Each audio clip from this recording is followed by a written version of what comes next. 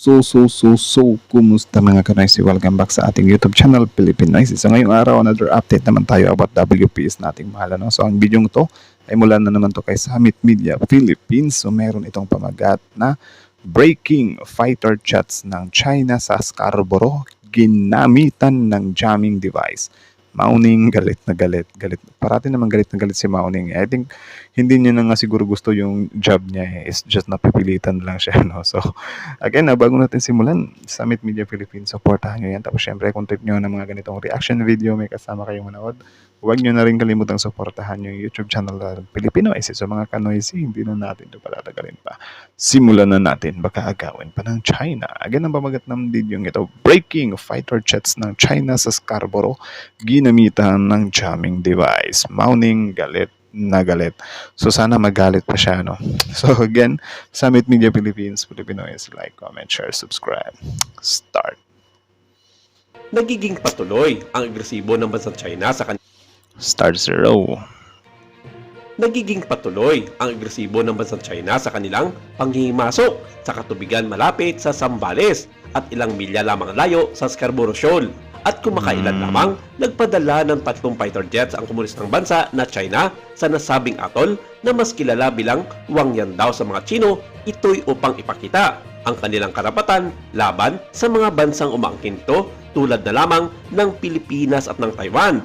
Isa Grabe, no? Tayo pa yung naging masama eh. Magaling din talagang imang baliktad ng sitwasyon tong bansang to. Nakakainis. ito sa pagpapakita ng kanilang babala o takutin ang mga sasakyang pandigma ng Amerika sa nasabing katubigan malapit sa Scarborough Shoal na ilang araw nang nanatili roon matapos ang ginagawang maritime cooperative activity kasama ang mga sasakyang pandagat mula sa Philippine Navy na ginanap noong January 17 hanggang January 18. Sinadya ang tiyempo at hindi mapag-alinlangan ang mensahe. Sabi ng mga analyst, ito ay hudyat ng determinasyon ng US na ipagpatuloy ang paghamon sa lalong mapaluksong mga aksyon at regional na pangingibabaw ng bansang China. Kasi wala naman talaga kahit anong gawin ng China talaga, hindi nila mauungusan yung Amerika. Like, never, man.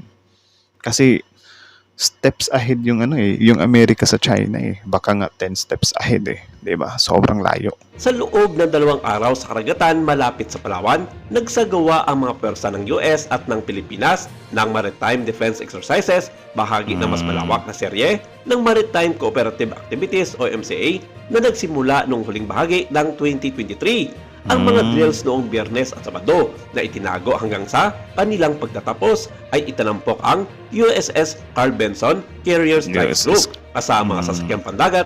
Yan din, yung USS Carl Vinson, parating nagpaparamdam yan. So, saludo.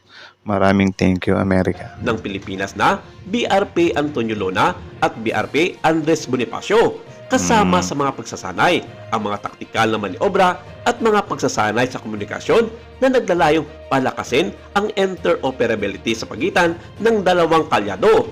Agad naman nagbayag ng kanilang pagkabahala ang bansang China dahil ito raw ang mga nagkukumpulang masasakyang pandagat ng Pilipinas at Amerika ang dahilan kung bakit nawala ng communication signal ang kanilang mga fighter jets.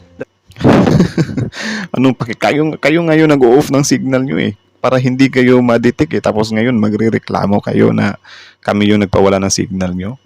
Oh, may mapahid lang eh. May mapahid lang. Palibhasa kasi may mga Chinese spy sila na nahuli. May pasabi-sabi pa, hey Philippines, tigilan nyo na yung pangtatag sa amin na may spy kami. Hindi totoo yan. Anak ng titing. Alangan namang inanak namin yan dito tapos pinapaako namin na Chinese spy sila. Real time nga, di ba? Tingnan nyo kapag lumabas sa investigasyon na dyan talaga sa inyo papunta, mapapahiya talaga kayo. Nagpapatrolya sa impapawid ng Wangandao o Scarborough Shoal. Iniutos ng kanilang Foreign Affairs spokesperson na si Mauning na i-withdraw na ng 2 bansa ang kanilang mga sasakyang pandagat dahil banta ito sa kanilang mga gamit militar, lalong-lalong na Jesus, bahala kayo dyan. Sa soberanya ng bansang China. Wala umanong karapatan ng Amerika at Pilipinas na gumawa ng mga delikadong operasyon sa pangjajam ng kanilang mga fighter jets at isa raw ito Wala nga kayong karapatan na tumapak sa West Philippines eh, pero ginagawa nyo pa rin eh. sa uri ng pambubuli ng makapangyarang bansa na Estados Unidos.